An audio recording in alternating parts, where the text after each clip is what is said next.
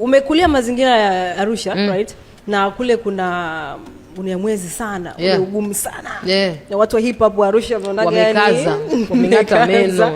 Yes, unadhani ni changamoto, kitu gani hasa ambacho kinawafanya wengine wasifike kama ambavyo Black Queen amefika sasa hivi?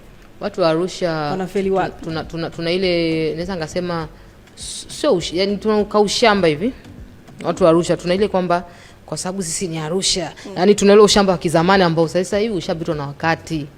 Watu sasa hivi wangaa biashara. Kwa hiyo ukienda kule washangaa mziki kule mtu anaimba uhuni.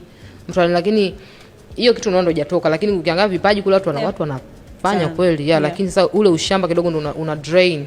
Ndio maana unaona vijana wa kule mtu anakazania kwenye uhuni, mabato haya, kutishiana visu na ni msanii. Watu huko wanatengeneza pesa.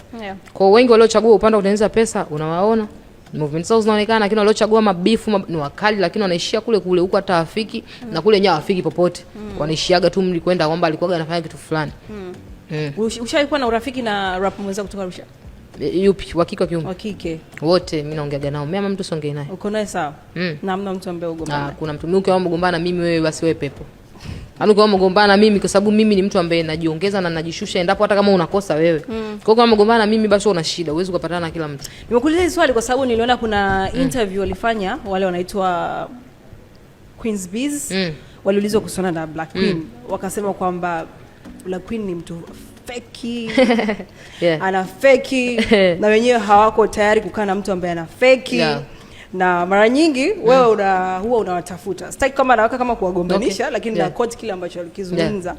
Wewe ndio huwa unawatafuta, lakini kwa upande wao kama na kublue tick hawataki mazoea na wewe kwa sababu wewe ni fake. Na wamesema wakikushika, sijui kama utakuwa umeiona hiyo. Wanatamani sana wakutane na wewe. Nilizokueleza.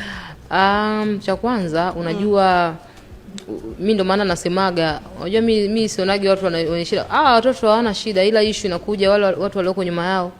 Bwana sasa hivi mtu mwenye upepo Black Queen mkimdisi huyu mtaonekana mtaondoka.